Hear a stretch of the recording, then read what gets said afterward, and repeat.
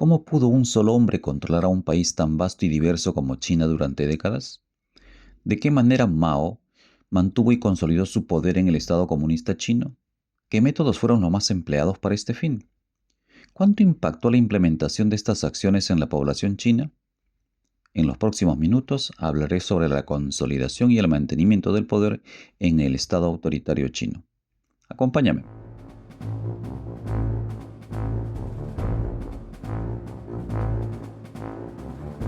Cuando Mao y sus revolucionarios ganaron la guerra civil y Chiang Kai-shek huyó a la isla de Formosa, la actual Taiwán, Mao y el Partido Comunista de China encontraron focos de resistencia interna y externa. Adicionalmente, las expectativas también eran altas frente a la plataforma de lucha que habían difundido durante las 2 décadas de guerra civil.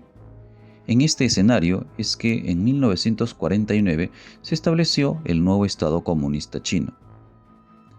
Entre 1949 y 1950, China vería a las regiones exteriores con poblaciones minoritarias como riesgos potenciales para su unidad y estabilidad, por lo que movilizaron tropas para reunificar y asegurar las fronteras del país.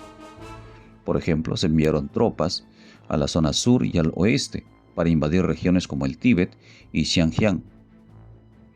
El nuevo gobierno instauró una constitución en 1954, con nuevas leyes y nuevos órganos legislativos, todos ellos controlados por miembros del Partido Comunista de China, con cargos y órganos normativos, regulados desde el gobierno central y el Politburó del Partido Comunista de China.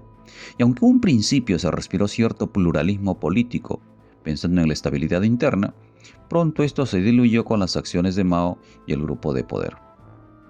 Pese a esto, Norman Low menciona que esta constitución fue importante para Mao porque le proporcionó a China un gobierno central fuerte por primera vez y en mucho tiempo. La Constitución Socialista de la Nueva República reafirmó el régimen y estableció los derechos del pueblo, incluida la igualdad entre la mayoría Han y los grupos minoritarios.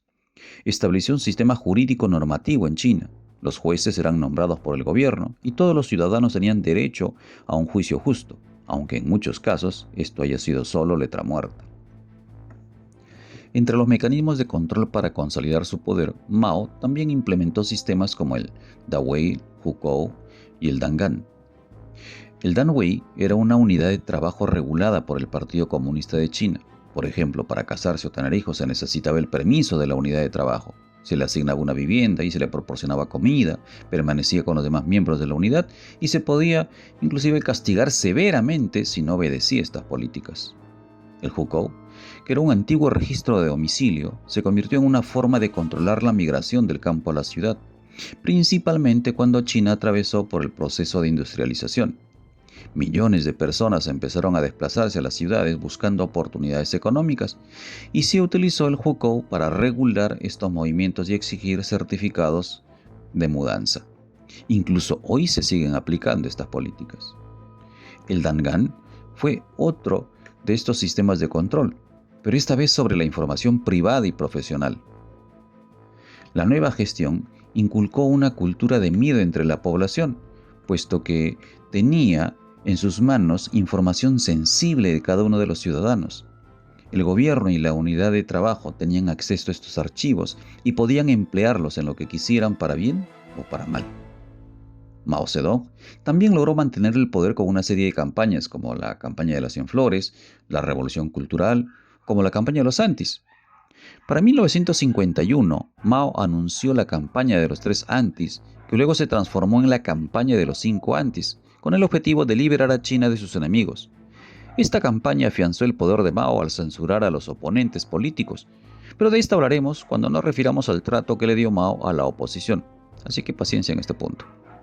En 1957 se creó la campaña de las 100 flores para alentar la crítica constructiva del partido. Mao esperaba elogios y posiblemente alguna crítica menor a su gestión.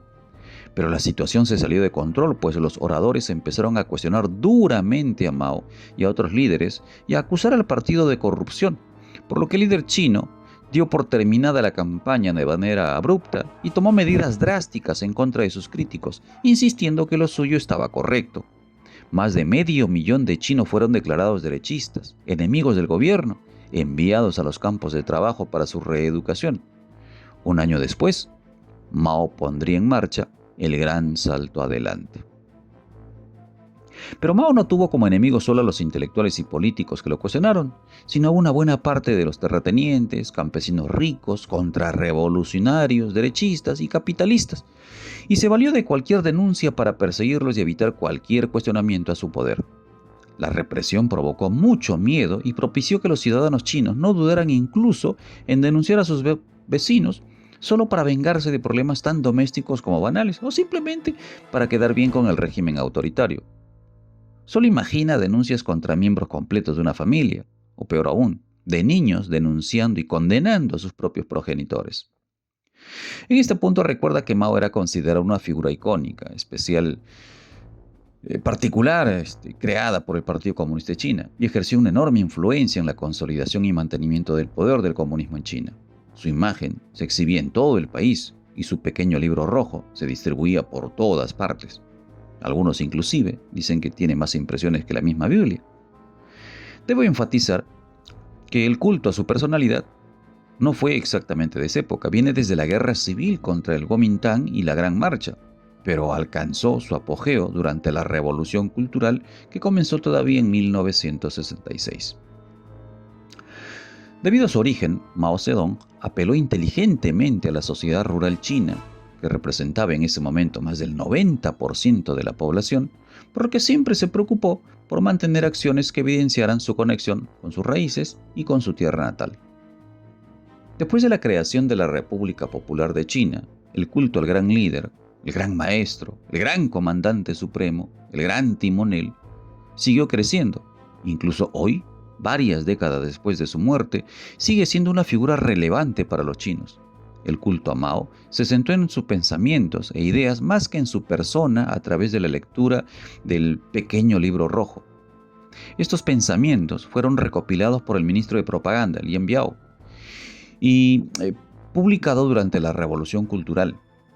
Imagínate el poder del culto a la persona que su librito rojo habría generado, que se consideraba a este como la fuente de toda verdad, marcando un hito sin precedentes en la historia de China. Vaya trabajo el que hizo Lin Biao. Otro método que se utilizó ampliamente fue la propaganda, con el propósito de consolidar las políticas de gobierno y la imagen de Mao. También sirvió para justificar o provocar la censura o los castigos a la oposición, incluso para controlar el flujo de información en China o para difundir el ideario comunista.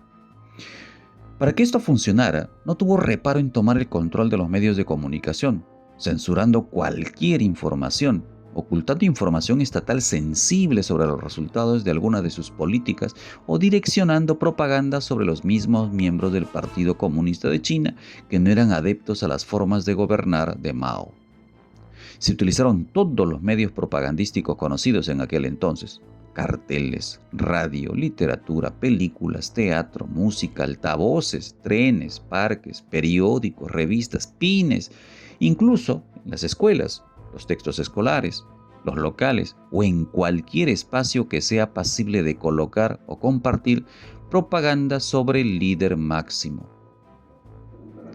Como hemos visto en estos minutos, Mao Zedong y el Partido Comunista Chino emplearon una combinación de métodos tanto coercitivos como persuasivos para consolidarse y mantener su dominio en China entre los años de 1949 y 1976. El uso de la fuerza, a través del Ejército Popular de Liberación y la represión de los disidentes, fue fundamental para establecer y mantener el control. Paralelamente, se recurrió a métodos legales, como la promulgación de una nueva constitución, la creación de un aparato estatal controlado por el partido para legitimar el nuevo régimen. La propaganda y la ideología maoísta también jugaron un papel crucial en la movilización de las masas y en la construcción de un culto a la personalidad en torno a Mao. Finalmente, el liderazgo carismático y autoritario de Mao fue esencial para unificar al partido y al país, permitiéndole tomar decisiones radicales y movilizar a la población en torno a sus objetivos. Sin embargo, estos métodos, esencialmente, el culto a la personalidad y la represión política condujeron a graves consecuencias, como la Gran Hambruna, la Gran Revolución Cultural, que socavaron la legitimidad del régimen maoísta a largo plazo.